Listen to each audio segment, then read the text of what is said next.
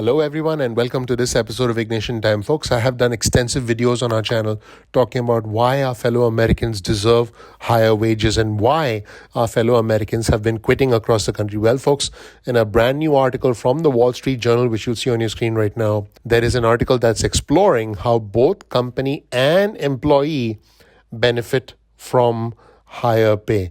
This is an excellent article, and as always, I'll provide you with a link to this resource in the description section below. And according to this article, higher pay is not just a cost. The data says that the employers that pay the best tend to outperform their peers. Now, think about this even before I get into the article. Think about this logically. Let's say an employer pays higher wages. They are definitely going to then attract more workers. Now, if the employer makes a choice to select the workers that are the most appropriate, the most qualified, the most experienced for a particular position, because remember now they have more choices, more options because they have more applicants, then they get higher productivity. What happens when employers get higher productivity? The employers make more money. In the end, the employers are happier, they make more money, the customers are happier because they get better service, and the employees are happy because they get paid well. This is the definition of a win-win situation. So I'll quote from the article. As the economy has lurched forward during the pandemic, many businesses have found themselves forced to increase workers' pay to fill openings, and not everyone is happy about it. So this is extremely interesting because recent research has revealed that higher pay should be looked upon not simply as a cost, but as an investment that can bring a bunch of benefits to the company. In fact, the Wall Street Journal said that their findings are derived from the Management Top 250, which is an annual ranking produced in partnership with the Drucker Institute and the Wall Street Journal.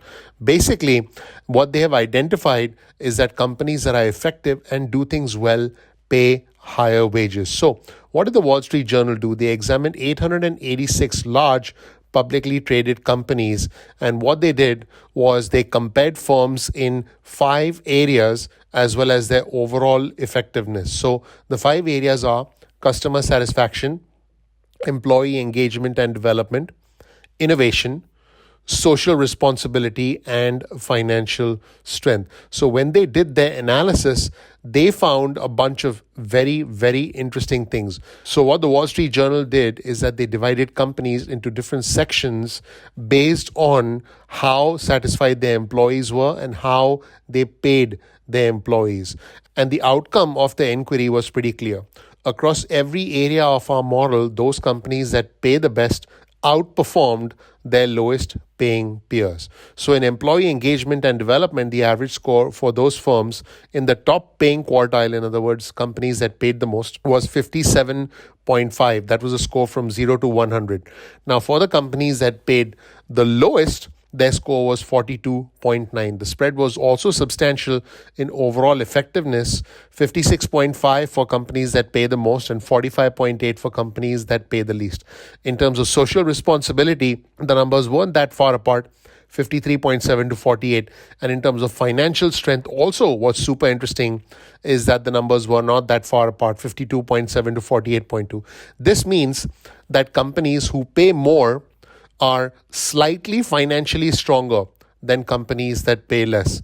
Now, what was also interesting was that in terms of customer satisfaction, it was 52.5 versus 50.1. Again, in terms of customer satisfaction, companies that pay more tend to have slightly more satisfied customers compared to companies that pay less. So as you can see, the biggest difference was, in fact, in terms of overall effectiveness. In other words, companies that are effective across the entire spectrum of these different categories that were measured essentially paid their employees more. So again, this is very interesting. Let's show you this image on your screen called pay for performance. Companies that pay their workers the most, as measured by pay scale's pay differential metric, scored highest in every category in the Drucker Institute's 2020 company rankings using a 1 to 100 scale. The 660 companies for which pay scale was able to supply data were divided into 4 quartiles from highest paying to lowest paying. So you can start to see with employee engagement and development, the top quartile, essentially, they had higher employee engagement and development. Customer satisfaction, they did better. Innovation, social responsibility, financial strength, and overall effectiveness, they all did better. Here's a quote from Scott Torrey, who's PayScale's chief executive. There's no doubt there's a virtuous cycle. When you take care of your workers, they take care of the business. According to Sarah Kalloch, who's the executive director of the Good Jobs Institute, she said companies that are inclined to pay well, especially when it comes to their frontline workers, in other words, workers who are interacting with customers, are more likely to manage their operations effectively in order to leverage that investment. If you're paying your teams more, she said, you're also probably paying more attention to what you're asking them to do and how they're doing it, looking at operations and job design to drive productivity, contribution, and motivation. So you can start to see, folks, that there's definitely a trend here where companies that pay more money tend to do better. Now, I just want to be clear. Not every company can afford to pay more money. And as far as workers are concerned, pay is not always everything. You may end up working at a company where you enjoy the work culture, you enjoy the work that you do, you've created relationships with other colleagues, you like what the company does, you like the company mission, and so you probably get paid a little less. Maybe you get more flexibility, which, by the way, is very important for millions of our fellow Americans post-pandemic, and you might take a pay cut. So again, money isn't everything. Let's be honest about that. But it's very clear that companies that pay the most tend to get higher effectiveness amongst their employees. So this is, again, very important, folks.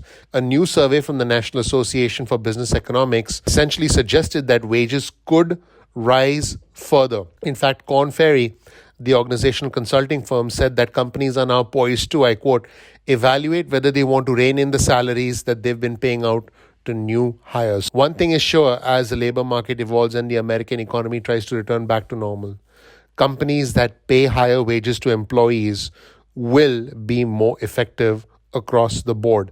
And that is indeed what is happening. Let me know what you think of this content in the comment section below. Thank you so much for watching. Please click like, please click subscribe, please enable notifications. Thank you for supporting our channel. And I want you to know that the number one way you can really help us is by clicking like, by clicking subscribe if you're not a subscriber yet. Thank you so much for watching. One last time, please click like, please subscribe, please enable notifications. I appreciate you. I'm looking forward to seeing you in the next episode of Ignition Time. Take care. Bye.